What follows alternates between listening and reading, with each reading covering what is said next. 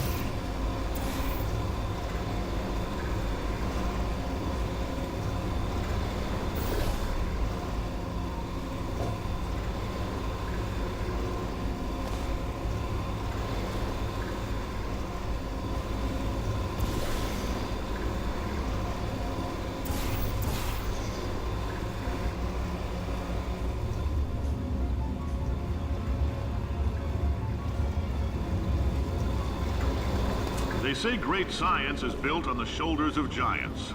Not here. At Aperture, we do all our science from scratch. No hand-holding.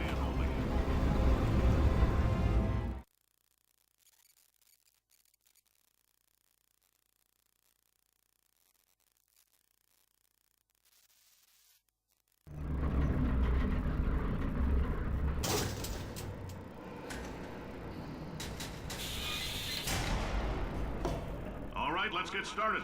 This first test involves something the lab boys call repulsion gel. You're not part of the control group, by the way. You get the gel. Last poor son of a gun got blue paint.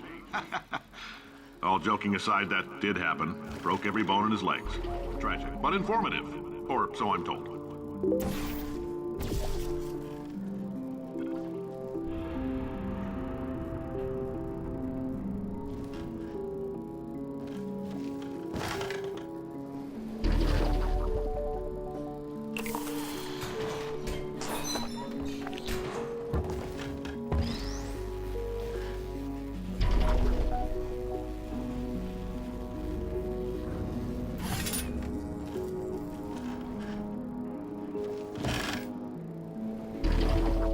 Boys just informed me that I should not have mentioned the control group. They're telling me I ought to stop making these pre-recorded messages. That gave me an idea. Make more pre-recorded messages. I pay the bills here, I can talk about the control group all damn day. For this next test, we put nanoparticles in the gel. In layman's terms, that's a billion little gizmos that are going to travel into your bloodstream and pump experimental genes and RNA molecules and so forth into your tumors.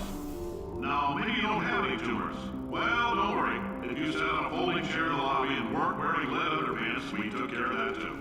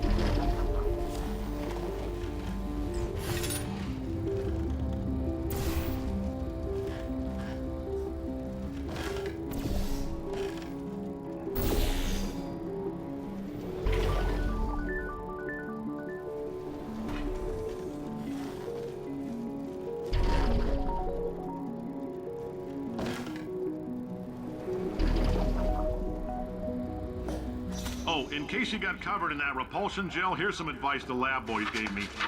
Do not get covered in the repulsion gel.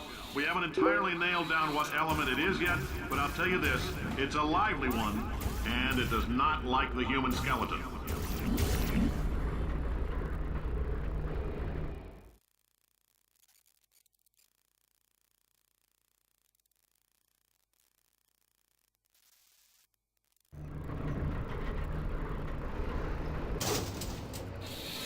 All these science spheres are made of asbestos, by the way. Keeps out the rats.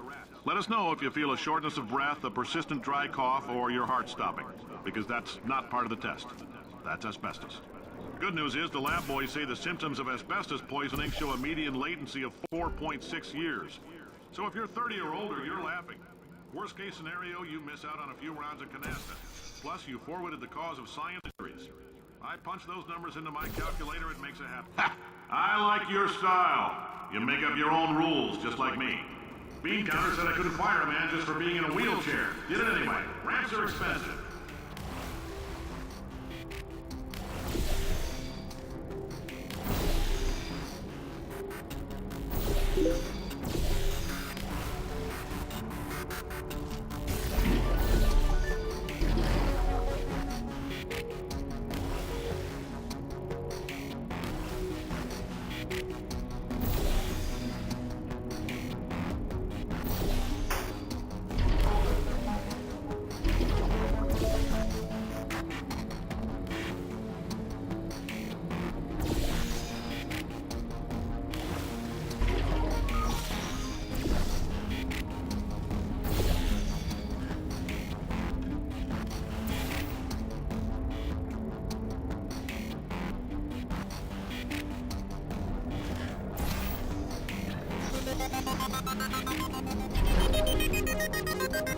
Just a heads up, that coffee we gave you earlier had fluorescent calcium in it so we can track the neuronal activity in your brain.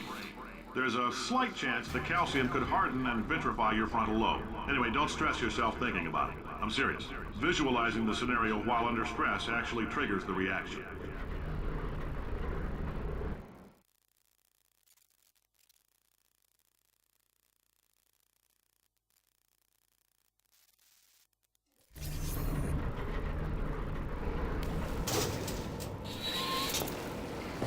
Now, if you're part of control group Kepler-7, we implanted a tiny microchip about the size of a postcard into your skull. Most likely you've forgotten it's even there. But if it starts vibrating and beeping during this next test, let us know. Because that means it's about to hit 500 degrees, so we're going to need to go ahead and get that out of you pretty fast.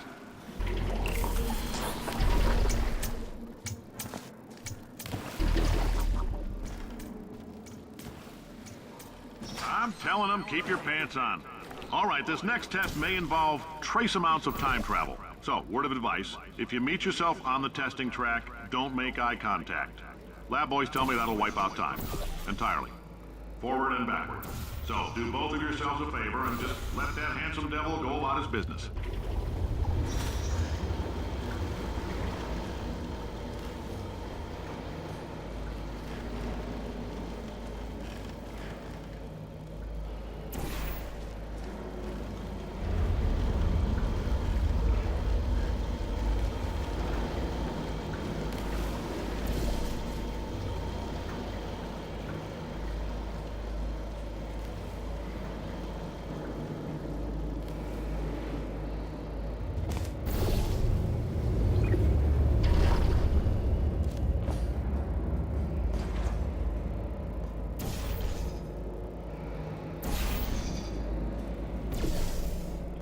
If you're hearing this, it means you're taking a long time on the catwalks between tests.